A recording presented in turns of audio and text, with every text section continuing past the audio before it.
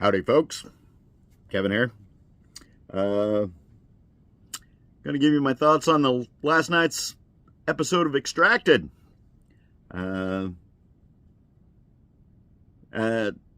not at the end of the show. Pretty much halfway through the show, or less. They were down to 8 survivalists left. And not a big surprise on who left and who didn't, I'll be honest with you. Up to now, at least. Last night they did the normal routine that they do, supply drops and survival challenge and all those kind of things. And last night's survival challenge wasn't really a survival challenge. It was a challenge in what are you willing to sacrifice, not what are you willing to get. So there was some telling stuff right there. I was not too awful surprised by who took what and who didn't take anything. So with that being said, recapping, they started out with 12 families, one survivalist and a pit crew back in the back at the headquarters, basically jostling for positions and supplies and things like that. And last night, we still got folks that are, at the beginning, we still have folks that were struggling with fire and things like that, and, just the basics. In this particular situation, it's shelter, fire, water, pretty much, with fire and water being an equal number 2, kind of thing, because you can't do water without fire. You can, but you're taking a chance on waterborne pathogens and all those kind of things, which they've stopped telling you what day they're on, but I'm still thinking they're not much past day 6, 7, 8, maybe.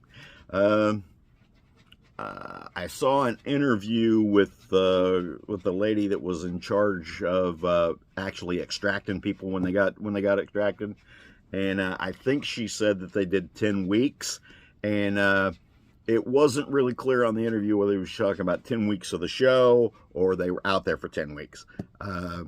At the rate they're going, I don't know that they're going to make 10 weeks in the wild. I'll be honest with you, because you get people dropping every couple of days.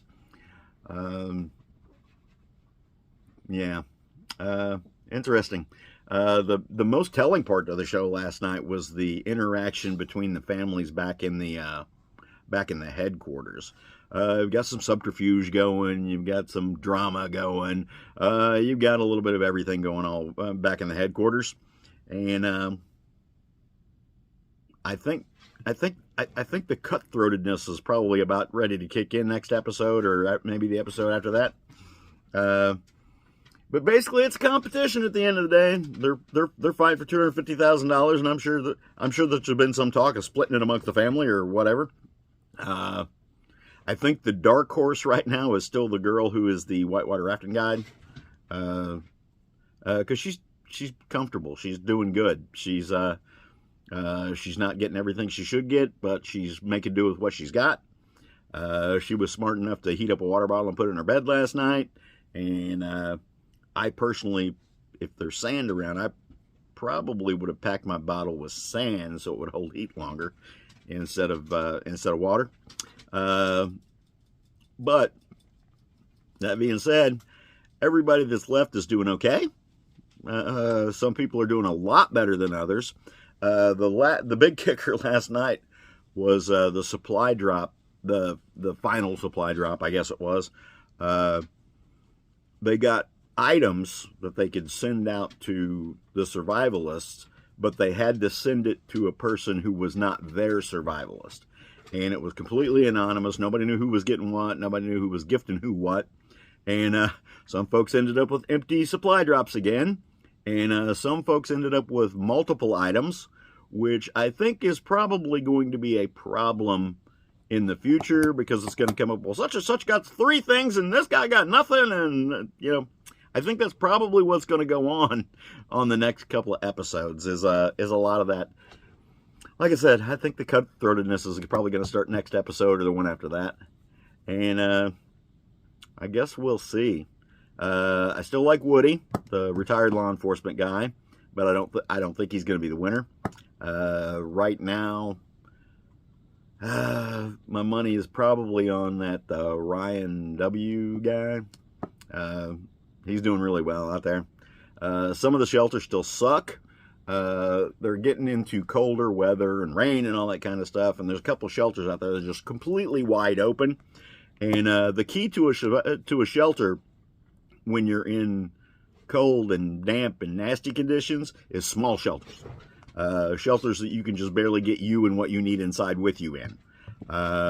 Less area to warm up, less things to worry about, less material to build the shelter, all those kind of things. I don't see a lot of shelter improvement going on, but like I've said in the past, they've been out there for days, and we've only seen less than 4 hours of what they went through.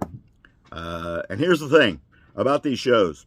You can usually tell who's going to be in at the end by how much camera time they get in the first episodes, because they won't be as prevalent in the episodes. The people who are leaving sooner usually get the most camera time, because they know they're not going to have them at the end, and that's an editing thing. So I think we got a couple of sleepers in there. Like I said, the girl who's a whitewater rafting, and the young guy, the Jacobin, I think his name is. I think we're going to see him a little bit farther in the future, because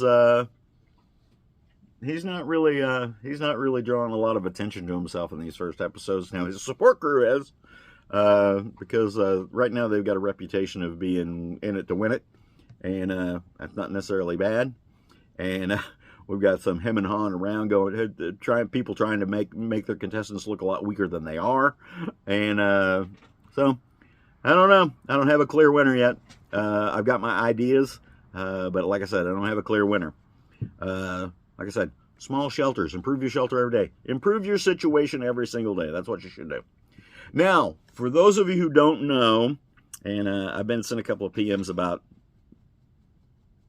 armchair quarterbacking this. First of all, armchair quarterbacking is bad because none of us are out there. Second of all, I have some slight experience in the woods.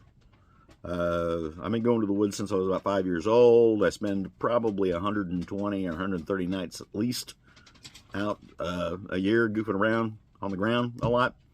And I am the camp master at the Pathfinder School. So maybe a little bit of experience. I don't know. Take that for what it's worth. So, with all that being said, hope to see y'all in the woods. Be back next week with another recap of what happened on Extracted. Like I said, we're down to 8 now. It was an extraction fest at the beginning of the episode. So, people dropping like flies. And so, we'll see what happens next episode. See y'all next week. Actually, see y'all next week with this. See y'all next week with my other videos. Talk to y'all later. Bye.